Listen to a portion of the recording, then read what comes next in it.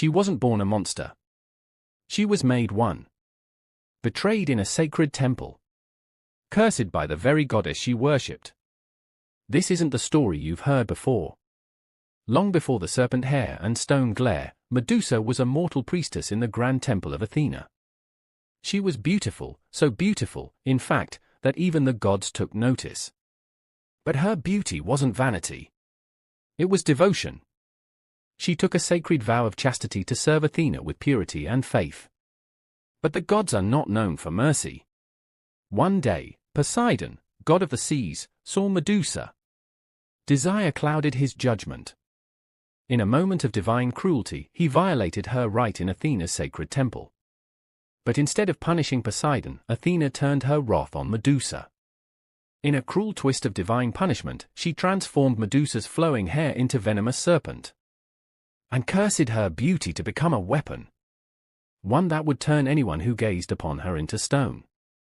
The victim became the villain in the eyes of history. Banished and feared, Medusa fled to a remote island, living in isolation. Her curse was not just dangerous, it was lonely. Every glance from another turned to silence and stone. She became myth, a whisper, a warning. But deep within? She was still a woman, wronged, cursed, and forgotten by the god she once served. Enter Perseus, the demigod son of Zeus, sent on a quest to slay that monster. But this wasn't just any mission. He was guided by divine tools. Hermes' winged sandals, Athena's mirrored shield, and a sword forged by Hephaestus. He crept into her lair, avoided her gaze, and with a single slash, severed Medusa's head.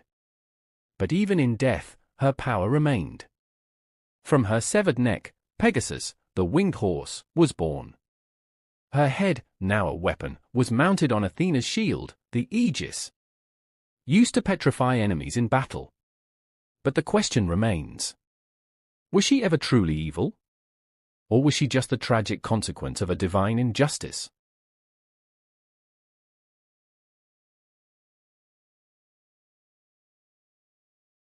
Was Medusa a monster, or a misunderstood victim? The truth might terrify you. Medusa is remembered as the serpent-haired creature who turned men to stone with a single glance. But few realize she was more than just a monster. First, her terrifying gift. Unlike other mortals, Medusa could defend herself in a world ruled by gods and men. Her gaze was a weapon no army could resist. In a strange way, Medusa became a symbol of female power, dangerous, untouchable, feared by all. Second, even in death, she remained powerful.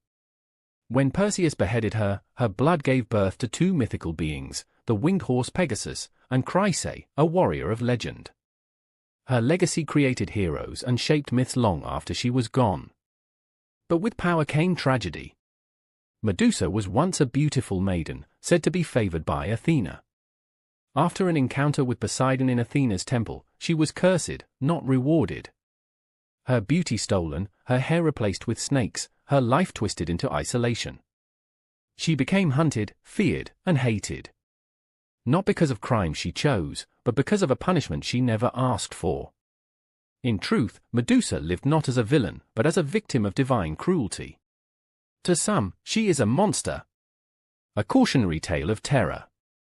To others, she is a tragic figure, a symbol of resilience and misunderstood strength. So when you hear the name Medusa, do you see a beast? Or do you see a victim turned legend? Write your thoughts in the comments and don't forget to turn on the notification icon and subscribe for more chilling videos.